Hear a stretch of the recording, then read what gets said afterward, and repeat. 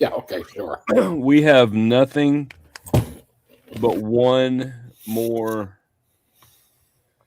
I know, but next Wednesday is Christmas Eve, and then following Wednesday is New Year's Eve. So we're not logging in, right? Who the hell is logging in on Christmas Eve and New Year's Eve?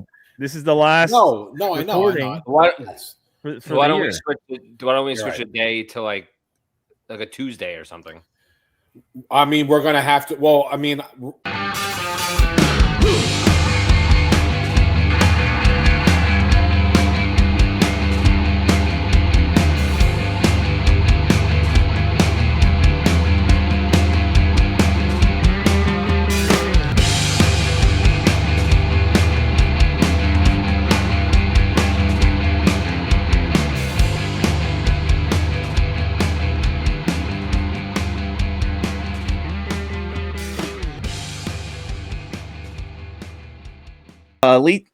Eat a lot of hors d'oeuvres, drink champagne, and fall asleep a good hour or two before the ball drops. That's typically what happens to the folks in the age range of who watch this show.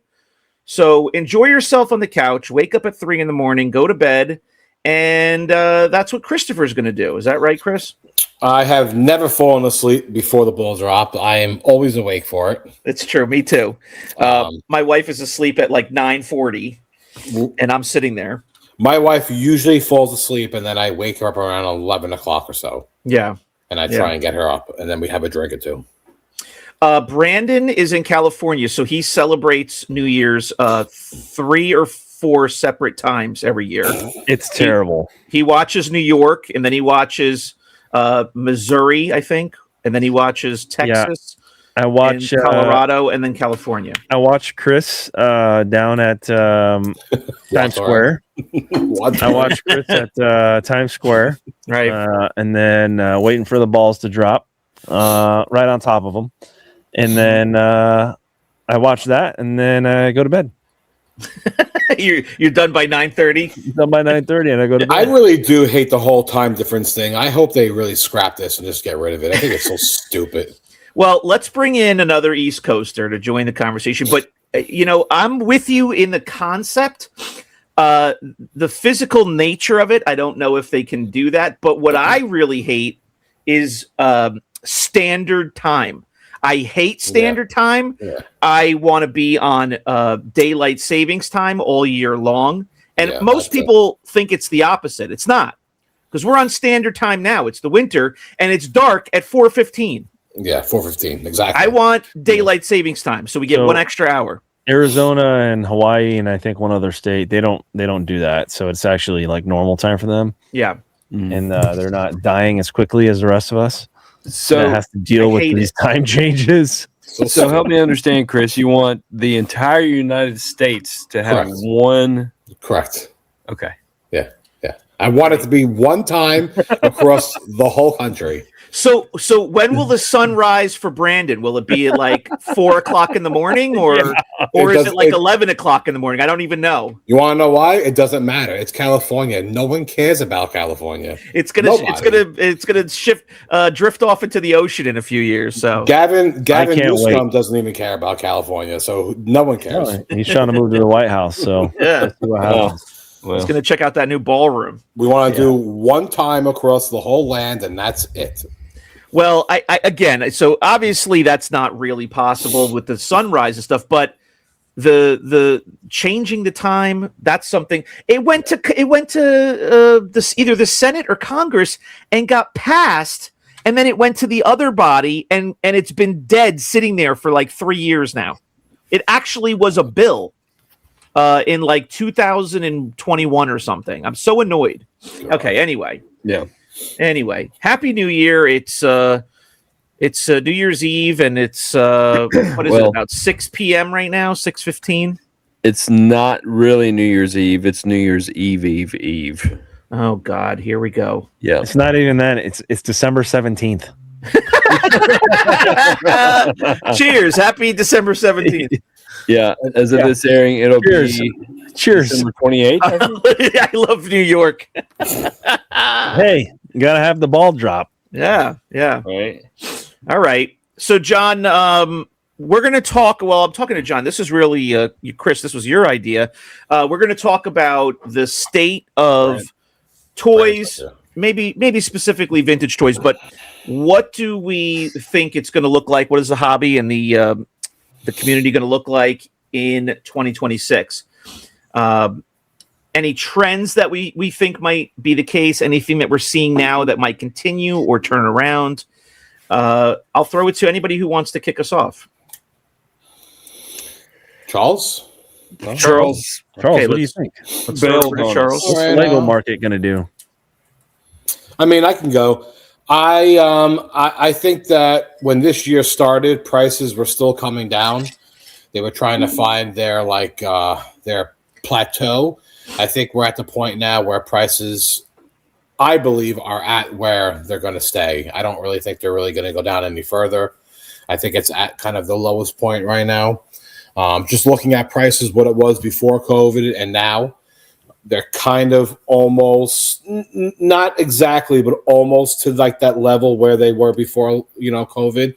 A Lando General was maybe $150, and now he's maybe like $200 instead of being $400. So, yeah, I mean, prices are coming back down to earth. I really don't see them going down much lower personally, but I mean, you guys know how this all works. It's all supply and demand. During COVID, why did prices go up? Because there was a new person collecting every single day of every week and every single month. There was tons of them. So all those Han Solos and Lobots and Klatus and all those crappy figures sold so fast because there was somebody always trying to complete their collection. Nowadays, there's not really a bunch of new people entering the hobby. It's a lot of people who are already in the hobby. They already have all that stuff. That stuff, so no one's really buying it.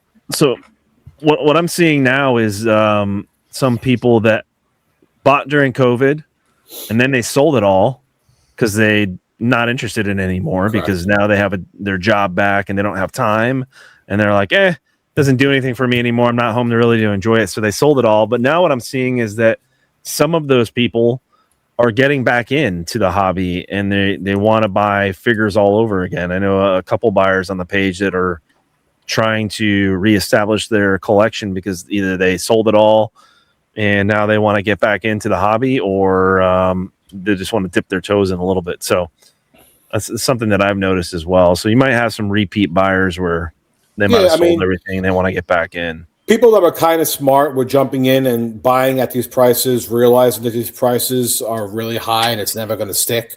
So a lot of them did sell, not because they wanted to or not because they had to. They were just doing it because they were like, you know what? Prices are going to drop. I'm just going to rebuy back in another year or two when they go back lower. So they probably made money on their collections. And now 2 years have gone by, and they're buying it back at 50%. Pennies on the dollar, guys. Pennies on the dollar. So, I mean, now they are recollecting again. But again, I always feel like the higher graded stuff, the more expensive stuff still sells, and it still sells very well. It's just all the common stuff. And even if it's like a Stormtrooper and it's really, really nice, it will sell. But like the regular common stuff just does not sell that good anymore. No, it just doesn't. Because everybody already has it. And listen, 50%, rebuying at 50%, that is a big difference. I don't know what that, what the real number would amount to. Let's say you sold 2 years ago and you're buying back now.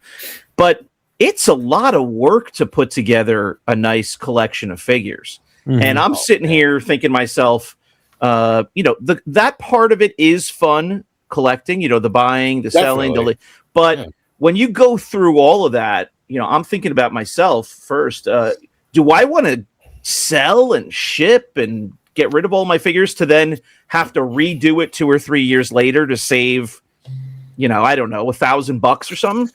I don't I wouldn't want to do that, but I get it. Some people lose interest and then they gain interest. There's some people, they need to raise money and they sell their collection and now they have money again and they want to get back in. You got to think about this. This is like the best way to think about it. A full collection, like a full run of 96 figures, which is Star Wars, Empire, Jedi, and then the last 17. I mean, they used to go for around $7,000 or so, and more, depending all on condition. Like a pop-up lightsaber used to be $450 just for the saber. You're lucky to get $300 to $325. So just do the percentage on that. Yeah. So now when you buy a full collection of all those figures, what are you spending nowadays between $4,000 and $5,000? So what did it come down? 25, 30%? Yeah. You know, at least. But you've got to have that foresight, or maybe you don't. Maybe you just get bored with it, but then later on you're interested again. I'm just pointing out the fact that you're never buying a full collection. Nobody does that. Nobody really sells. No, you're not buying a whole collection at one. It's a lot of work to go through all that. Think about the people that just started in the hobby and then they wanted to put together a collection. And let's just say 3 months, 6 months go by, they have the full figure on. But they look back and they go, oh, my God, I spent $8,000 on this collection. $8,000 is a lot of money to a lot of people. It is. So when they go, oh, my God, I spent $8,000 in 6 months of collecting. This is absurd. These prices can't hold like this forever. They get scared. They sell it, right? Maybe they made a few bucks. Maybe they lost a few bucks. But now you're buying back at $4,000 to $5,000.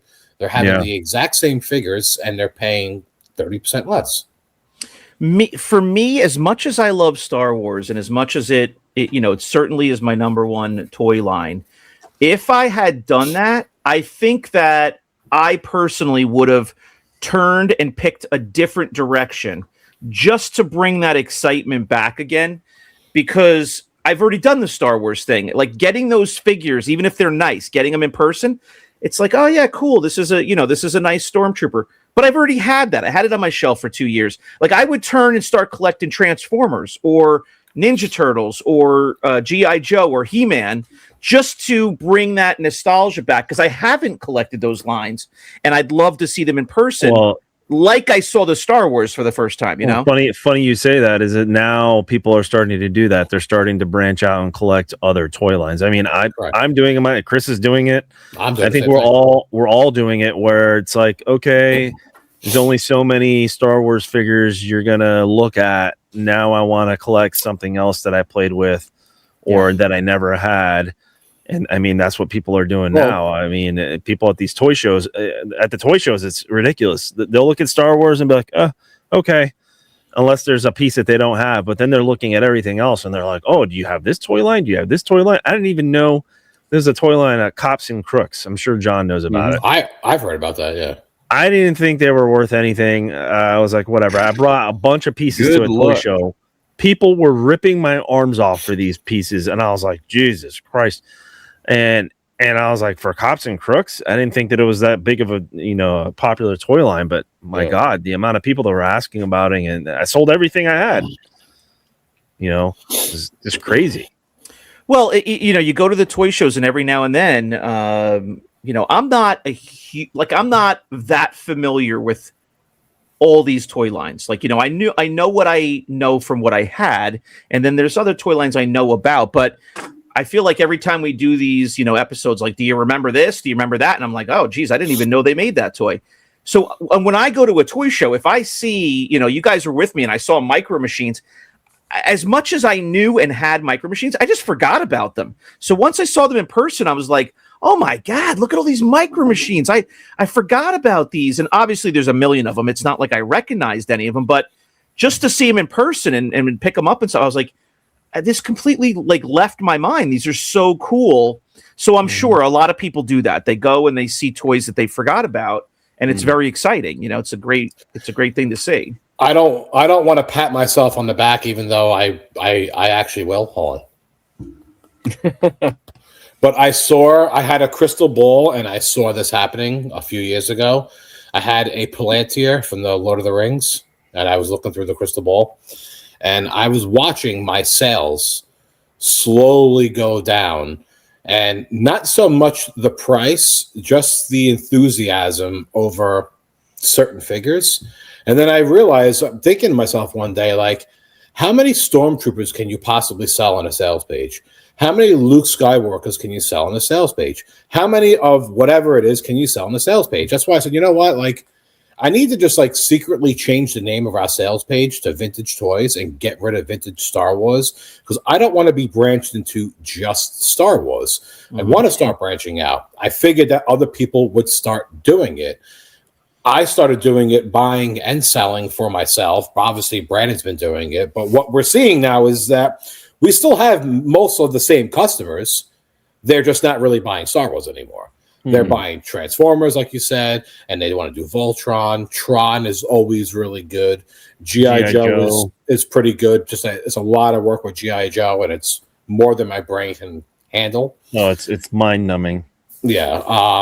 So all the other lines, I can see that people are starting to like collect, which is why even wrestling figures and the Turtles, like all of that, like I knew it was going to go down a certain path at some point, which is why we had to just pivot away from being stuck in a corner of Star Wars. Well, you would have lost a lot of those regular customers you had once they were done with Star Wars for the time being. So you were able to pivot in front of them and turn them into other stuff. I went to a toy show 10 days ago now, and this is what I bought: My Pet Monster, Action Force red Shadow vehicle. Which none of you guys probably know what that is, but John might know. Is Action Force the UK line? UK, like G.I. Joe. G.I. Joe. Yeah. With the skulls and stuff, they're really cool looking. I bought a vehicle from there because it was really cheap. So My Pet Monster, Action Force, Red Shadows. Did you get the handcuffs? Two Ninja Turtles, soft heads from the original. The 10 back or whatever that came out, the soft head Leo and a soft head Donatello. I mean, that's mainly what I bought at the show for myself, and My Pet Monster was a trade. I traded somebody for some stuff. So, I mean, no Star Wars in there, because 2026, I am literally going to be branching out big time. I am going to be trying as hard as I can, getting in, and I already have been though, but I'm going to really focus on that, because even when people nowadays come to me with Star Wars, I'm like, and they want me to buy it, I am not offering the same price as I used to, knowing that it was going to sell as fast as it was, because it's just not. Like a lot of these Jedi figures, I value whatever the accessory is, and I pretty much will offer them based on the accessory. And then to me, the figure is free, because I cannot sell a Plateau and a Lobot and a Nikto and an 8D8. They don't sell. Nobody is buying them anymore. Like very, very rarely. Like pennies to the dollar. How many type. you can sell? So I was telling this to actually David Sean the other day, because he wants to buy some figures, and that's my approach now, is that I just value the accessory and I offer them off the accessory and the figure is free. That's the way I do it in my mind. Now, I'm not saying like a Stormtrooper or a Luke Skywalker. I'm not saying the important ones. I'm saying the more common bullshit ones that just no one wants it. It's like really, it's the Jedi stuff. It's like the men on cards. Nobody wants a men on card Jedi. Yeah, like if you're buying a Lobot, unless I'm getting it for $5 and under, I don't want it, because I am only selling the blaster for $8. The Lobot itself, I'm going to get probably $2 for it, unless it is mint and beautiful and it's going to grade at 95, which no one even cares anymore anyway. It's just not worth it. Yeah, forget about it. Weak way? Yeah, exactly. Me and Brandon will definitely be reaching out big time in 2026 with a bunch of toy lines. I've been branching out for like exactly what you were saying, Chris. I could see the writing on the wall, and it's like, how much Star Wars can people collect? I always ask myself that. I mean, how much can people collect of the same figures over and over and over again? Which is why I was like, somebody's selling a collection of G.I. Joes. I'm in. I'll learn that. Somebody's selling a collection of nobody likes Masters of the Universe. He-Man. Masters of the Universe is it's so dead. But different toy lines, and with the The cool stuff. The 90s Alien figures and the Predator figures and all the stuff that we had, and the Kenner Batman and the superpowers, and that's all the good stuff. The new Masters of the Universe stuff is starting to go up in price. Oh, the newer stuff there's a specific line that came out that's worth quite a bit, actually. Yeah, the Origins, I think. Yeah, they're like, I don't know, within the last 10 years, I want to say. I listed 9 Masters of the Universe retro figures today in plastic shield covers for $100 shipped, and I have 2 likes on it and no buys. Well, those are the ones that came out last couple of years, right? Yeah, garbage. Yeah, those are all the remakes. They're still on card. Yeah. I mean, if I'm getting Star Wars stuff and it's high grade stuff or good grade stuff, even if it's like maybe not an expensive figure, but I know it's tough to get like an 80 in, I still absolutely try and buy it. But again, this year I saw the writing on the wall even more when I bought a full 12-back set, and the 12-back set were graded 75s. And I think a couple of them were 70, and maybe there was 180. And in my head, I said, I am not buying this because these are 12-backs now. Everyone thinks 12-backs are going to sell and they're going to fly. Well, it took me 4 months to sell all 12 of these cards. It took me forever because anyone right now who is buying 12-backs, they want to upgrade what they have. They're not looking for a 75. Yeah. They want to upgrade their 75 to an 80, or they want to upgrade their 80 to an 85. Dude, it took me forever to sell them. And whatever profit I thought I was going to make, I still made profit and I still made good money. It just wasn't worth laying out the $15,000 or $18,000 that I did. Just was not worth it. In my mind, those were tough sales, and I would have never have thought that was going to happen. You could have put that money right into Funko stock, and you would have made 20% maybe. Yeah, exactly. So Brandon and Chris, you guys have been selling like mad on the page. Give us a couple of things that you jump into your mind that you've sold, in the last 2 months, let's say. That was something, first time on the page, or something that was newer to you, or sold really fast, or, you got a lot of hits on. Like, I'm going back thinking the first couple of years we were like all Star Wars. Well, now you got all kinds of stuff. What was special? Well, I'm going to go back to Star Wars on this one. I got in a collection of really nice vehicles. They're all boxed, all with inserts, all with the cardboard inserts, instructions, all that stuff. And everything was very nice, and all the ships work. And to get almost a full run of all the vehicles with all the paperwork and cardboard inserts in them are pretty hard to find, I guess. So that's probably the nicest thing I've gotten in. And those have sold really fast, because to find, any of these vehicles with the cardboard inserts in them is pretty tough. So that's the one thing that's been selling really well on the page recently, because I know a lot of people, these are upgrades for people, definitely, with the boxes, the vehicle, and all the paperwork and inserts and stuff like that. So that's the one thing that jumps out at me. I had gotten in 2 huge collections at the end of October and up until now that I'm still working on. And I don't ever really like to reveal prices or reveal anything that's going on, but just to show how well our page is still doing, I have sold. This is just total. This is not profit. This is just total net sales. Probably $200,000 from the last week of October up until today, the second week of December. No joke. So everyone on our page is still buying stuff. Our page is still very active. We honestly have the greatest buyers that trust us with their items and buy from us. But I was listing stuff like Rambo stuff. I had the whole Rambo line. Oh, it was flying. LJN wrestlers. Now, I didn't know LJN wrestlers. Some of these things go for as much as they did. Like Sergeant Slaughter is $300 plus. Well, wasn't he a mail away figure? He's a mail away figure. Yeah. And the Honky Tonk Man with no rubs is over $200 with the guitar. and the Hogans or whatever. So I'm listing them on the page, and I was going by eBay and minusing off 20%.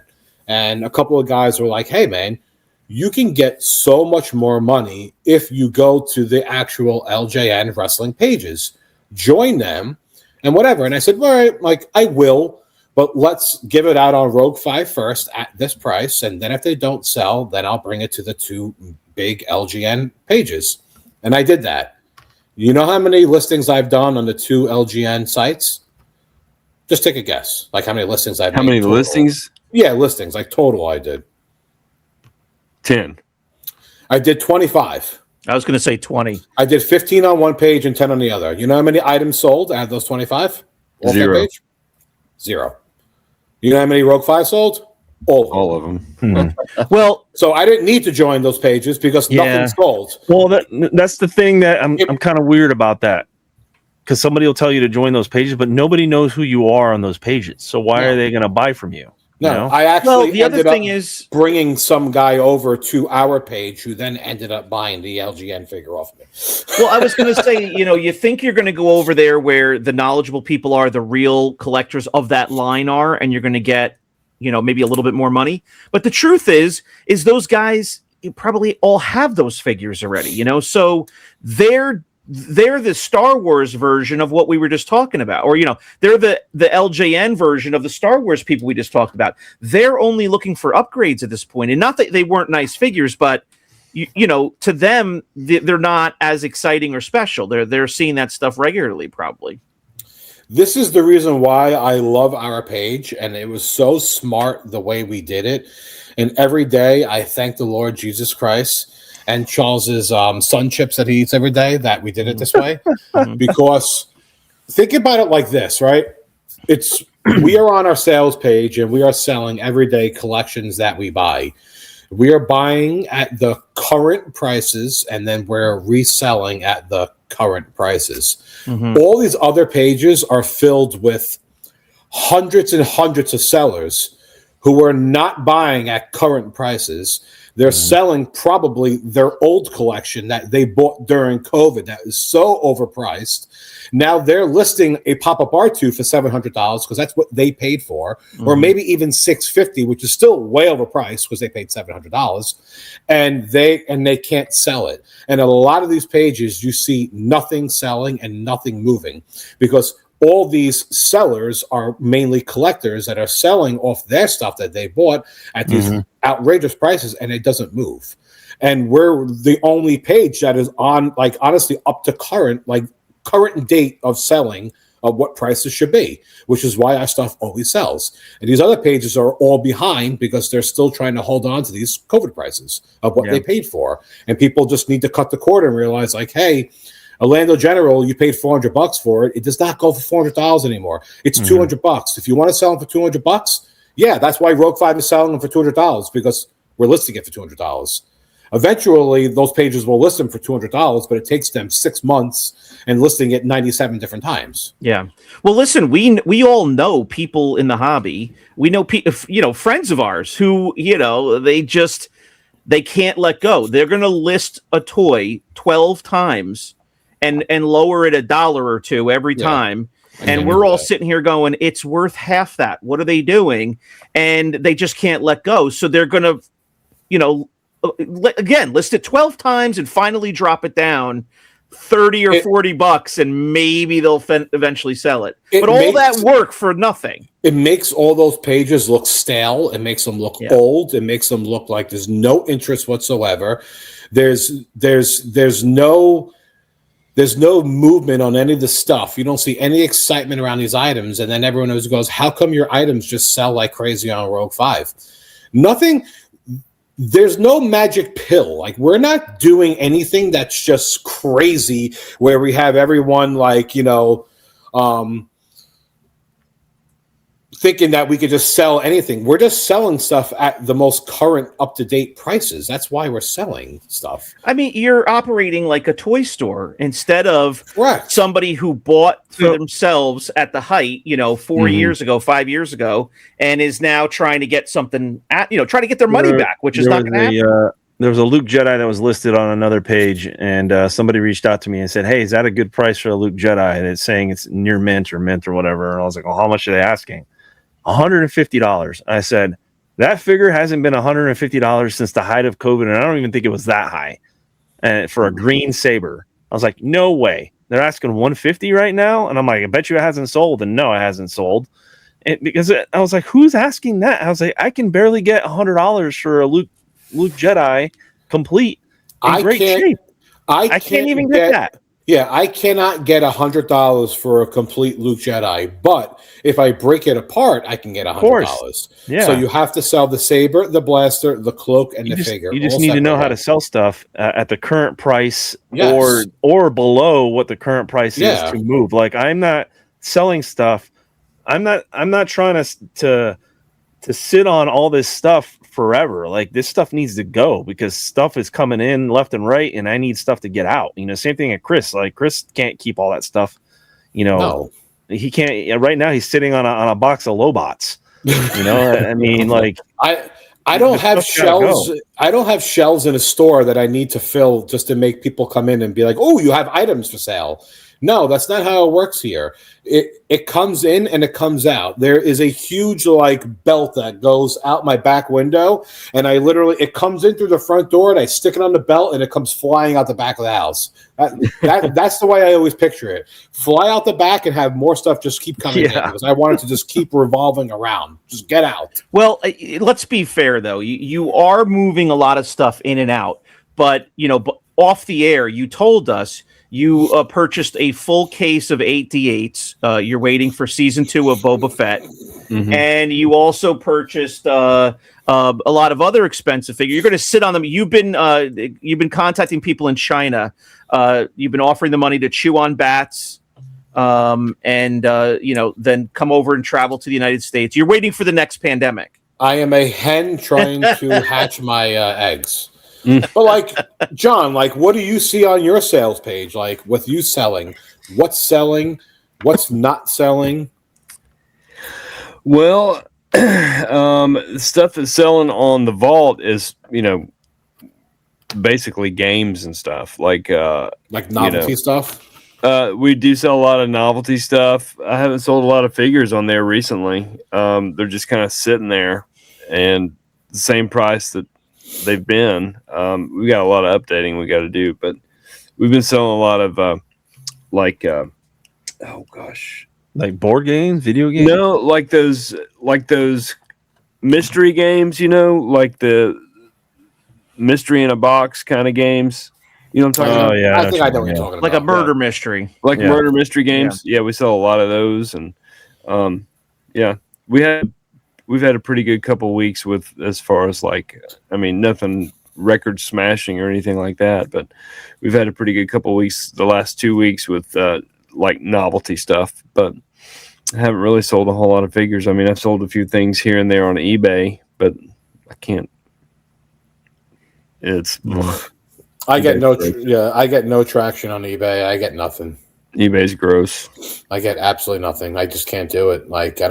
No one sees my stuff. Yeah. I gave up. Yeah.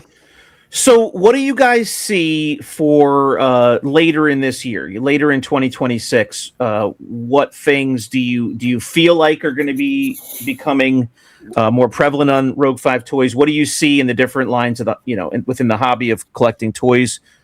Any predictions out there? Before I answer that question, you asked a question before, and I couldn't think of the name because I'm retarded half the time, and I'm just can't think of things.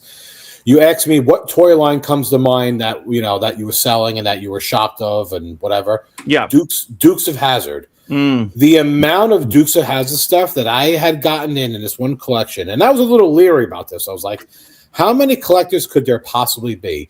All the Dukes of Hazzard stuff flew. And not just to 1 or 2 buyers, it was to many buyers. Mm-hmm. I was very shocked, and it's definitely more toys down the line that I would be looking to buy. Yeah, without a doubt, as Dukes of Hazzard stuff. Well, the craziest thing is you revealed in an episode not that long ago that you don't even know Dukes of Hazzard. You were too young. You know Jessica Simpson. That's it. I know the newer version. Yeah, yeah. But Johnny Knoxville and Dak Shepard, right? To answer your question now, the one that you just asked, it's like, think of Corey Brunel. Corey Brunel collected Star Wars. Yeah.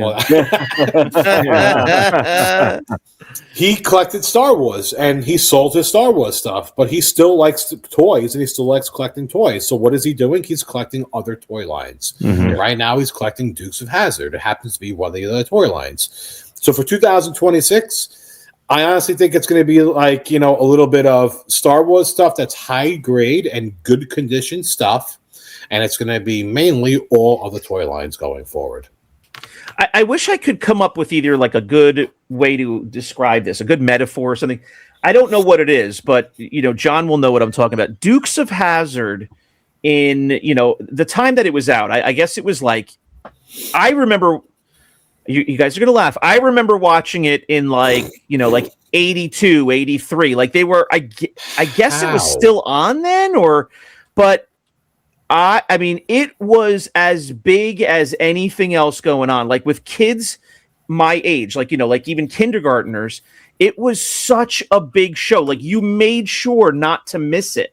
Yeah, and I don't know if it was still on or if I'm remembering watching reruns, but I remember watching reruns in the late huge. 80s. Late 80s, I remember watching reruns because I always loved the General Lee.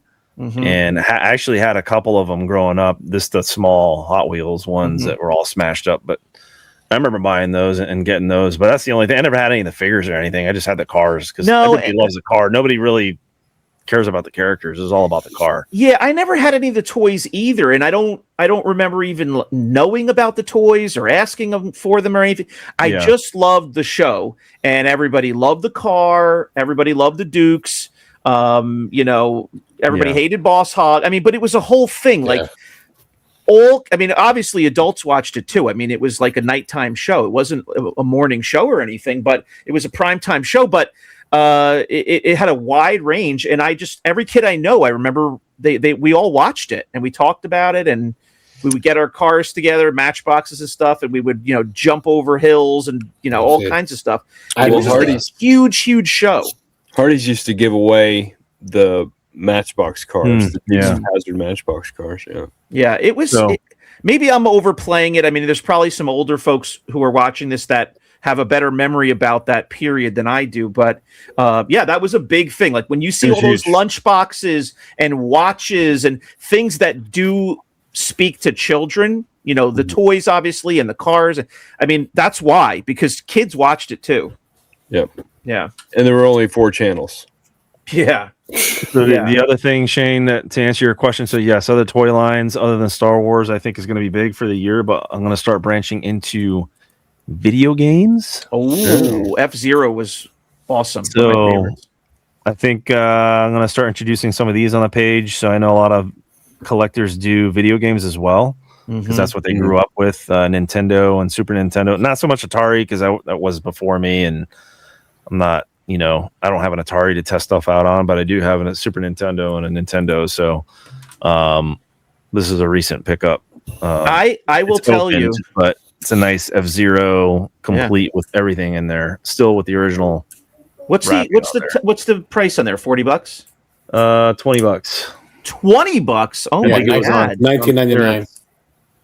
I don't, I'm not reading off of anything. I'm not referencing anything, but I will tell you from memory, F-Zero was one of the first Super Nintendo games. I don't know if it was maybe a couple months later, game, but I had friends who got Super Nintendo before me, and they had, like whatever the Mario was and F-Zero. Like that was the early game to get in addition to Mario, and we would just race each other for hours. And like the idea that it was a hovercraft, my kids have it now on Switch. Like we have the membership to Super Nintendo and everything. So it is fun to go on there and play, but it is so old looking. But at the time it was so futuristic and like blew our minds, because you're going from 8-bit to 16-bit and all of a sudden you're in a hovercraft. It was amazing. But F-Zero is that's what I'm going to branch out to now, and we'll see how it goes. But I've noticed that with a lot of collectors, and I go to the flea markets and toy shows and all that, and I've managed to see a lot of people, and I've learned a lot of stuff from different people and what they buy. And I notice a lot of other collectors whether they're buying war memorabilia or records or whatever. There's guys that only buy records. There's guys that only buy like World War II, Vietnam memorabilia, medals, knives, guns, helmets, all that kind of stuff. There gets to a point where you can't find that stuff out there in the wild anymore. So what do they start turning to? Something else. So so a lot of them have started turning to toys, and they notice that, oh, these toys must be worth money. So they'll buy toys. And now I'm like, well, there's video game guys, and that's all they collect. So now I'm looking at them and seeing what they're buying. And whenever I find video games, I'll go and I'll buy those. So it's like you're always constantly learning and growing your collection or your habits. So that's, this year, that's, what I'm looking forward to is learning more about other toy lines and other things that would interest people, especially on the page, and that interest me as well. So vintage toys is not dead. Everyone is always still collecting. Like when you have the collecting bug, the collecting itch, you may be done collecting Star Wars because you have it all that you want. So you start collecting something else. It happens to everybody and anybody who collects toys. Mm-hmm. That part doesn't really go away. At some point, Shane, I'm sorry to tell you, you're going to get the itch too.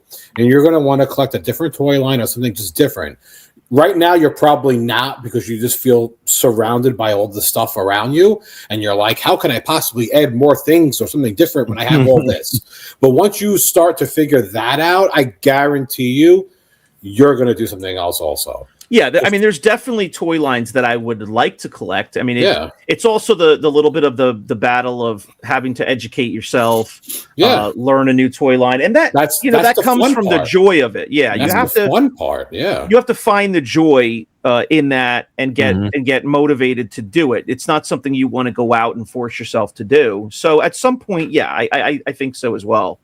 Voltron, Transformers, He-Man. I collected a good amount of G.I. Joe. It wasn't my favorite, but I had a good amount. And what was the other? Ninja Turtles was like the last line that I collected. I love seeing all that stuff. Even this thing, I just showed this on a previous episode, right? This, I saw this on a table, and I said, and I put it back down. And the guy that was hanging out with me was like, "Hey, you better pick that back up again." I said, "Why?" And he's like, check those on eBay. And I'm like, okay. And I checked it on eBay, 50 plus. I was like, my God. He's like, yeah. See, every day I learn something new of like, I didn't know that these things were worth that much money. I'm not going to get into Tamagotchi collecting, but Jesus Once Christ. a collector, always a collector. There's always going to be someone collecting something. And when you're friends with other people who have other toy lines, Brandon helps people out probably with Star Wars or whatever. And this guy helps him out with Tamagotchis, whatever. Like he would never have known that. Like, that's the whole point of collecting and branching out, because eventually we are going to start learning even more of this. And I guarantee you, he lists that on the page tomorrow. It's going to sell. Well, I'll give you another interesting thing. I'm going to get some batteries for it first, because I probably get more if it's working. I need to feed this thing. Sean Burrell says, carry every battery type ever made on hand if you're a real toy seller. Well, Sean did send me some batteries, so shout out to Sean for sending me some D batteries one time. That's true. He's actually really funny when he sends like those stupid things like that. Like, untested, and then he sends Brandon batteries. I have a friend who does collect records. One of you guys just mentioned that, and I don't see him all that often, so I don't know what that is like. I've had conversations, but I don't know what his collecting habits are really like. But he's told me he goes to garage sales regularly. Like, he's a single guy, he's our age, he's not married, he's got free time. He goes to flea markets, he goes to garage sales, and old video games like some of what we're talking, a Super Nintendo, Atari, the old stuff he looks for. But he loves records. And the funny thing is if you saw this guy, he's into like bands that I've never even heard of, like death metal bands. Like I didn't even know how these bands have t-shirts, and he's wearing t-shirts. I never even heard of them. But he likes certain kind of music. It's like 90s rap and like death metal. And meanwhile, he's going to flea markets and garages, and he's educated himself enough that he's buying stuff you would never believe he's buying, because he's educated and he knows what's valuable. He knows what's worth buying. He'll go and buy an old country record or an old singer-songwriter record that he happens to know is like a rare edition, or it's not easy to find, or the cover is really nice and he knows that'll make it work. He then buys and sells stuff that he would never even listen to, but he just knows what's valuable, and that's the part of the hobby that he likes. He gets to put that money into the stuff he really wants to collect, and that's the whole story. That learn what's valuable in that hobby, even if it's something you're not interested in. It might be a video game that you hate, but if it's valuable and you know that, you can grab it and make a few bucks off of it. So all collectors are the same, Selling toys, collecting toys. It's like a big revolving game.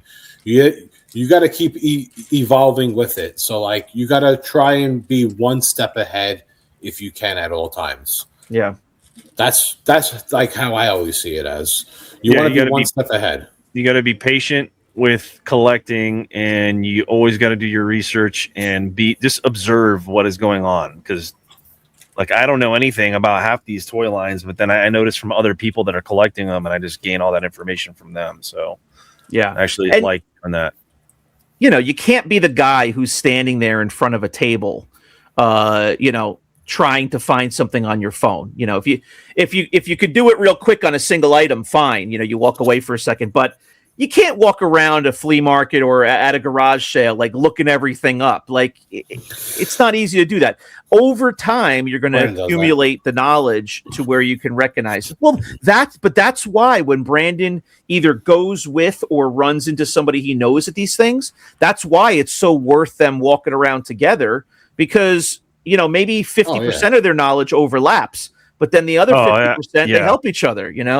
I'd have no idea on some of this stuff if I wasn't paying attention to other people, and people are always willing to share knowledge and be like, oh, you know what makes that rare? Or, hey, have you ever seen one of these? Pick that up because that's, this is that version and this is worth that. And it's super rare. Or, this one, even with the GI Joe community, like I don't know anything. And I just had to go through a few shows just to learn what was good and what was not. And learn, the tricks of the trade there. But, knowledge is free, and always look to learn from other collectors that know more than you do. Because, I think we know a lot about Star Wars at this point because we've, done that for the majority, but there's still a lot of stuff out there that we don't know for Star Wars. And definitely a lot of other toy lines that I have no idea about, but I'm learning, from just our page in general and from other people that can take the time to educate us on that stuff. So even though you might not get a big score on an item at a garage sale, just looking to see what was selling and what was what that person was buying and what that is. There's plenty of times where I'll be walking around and I'll see some guy buy some random weird thing, and I'm like, why is that guy buying that?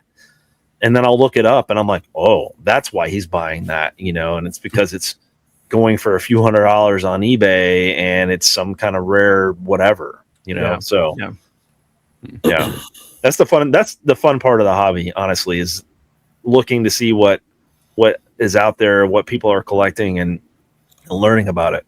That's the most fun. Yeah. And also you got I know John wants to wrap this episode, but you also have to take a chance sometimes. Whereas Charles is selling Lego Star Wars, and he keeps saying that no one wants to buy Lego Star Wars, so he is on another sales page selling Lego Star Wars. I'm like, you have to establish your own groundwork first on our page. List some items, see if it sells, and if it doesn't, change the character up, do something differently. Just keep switching it around. To just not try listing it for sale, you're never going to get it. I've listed a ton of Lego minifigures, and I've sold them all. Well, Charles goes beyond that. He goes right to the how and the how he's going to sell it, because he says now, oh well, I just take a picture with my phone and it's done. Like he's got this app. I'm like, so he doesn't want to even have to list and write something. I guess that's the point of us building our own sales page. I know he just wants to He wants the technology way. Just take a picture and all of a sudden it's uploaded and it's got That's fine. So when Brandon and I start buying all the Lego Star Wars or all the other Legos, we'll sell it on our page and whatever. Right. Well, when you go over there, just go into the sewing room and just grab a couple of those little mini drawers. Exactly. Yeah. All right. Is that a wrap, guys? I think so. Yeah, I think this year is going to be fun. It's going to be exciting. That's what I think. Yep. Are your hands shaking already or not yet? My hands are shaking. No, but my wife's head is shaking. That's for sure. Oh, okay. Well, then I guess we got to pull the ripcord here. All right. So there it is. Collections. A lot of big collections coming in. A lot of big collections. And hands are going to be shaking about. Real quick plug. I'll be January.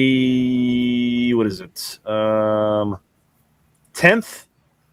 I'll be selling up in LA at a toy show. Speaking of toy shows and all that, called Geeking Out.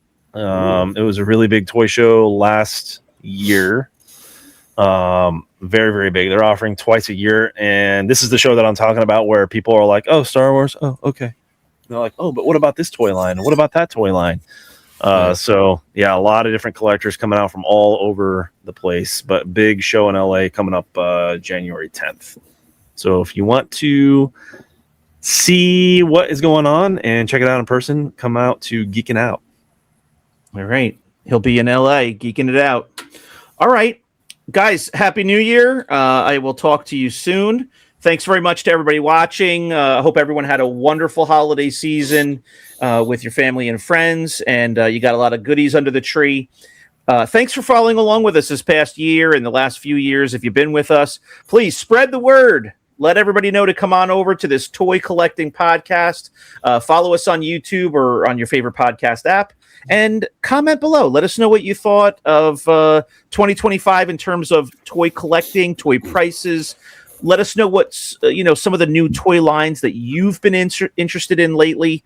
And I'm sure Chris and Brandon would love to hear that because they're looking for ideas of what's going to be popular on the page. So if there's something that you're looking for, comment below and let them know so they can keep their eyes out. All right, everyone. Thanks for watching. And we will see you next time on 5 Idiots Talking Toys. Bye, guys. Bye. Bye. Bye-bye.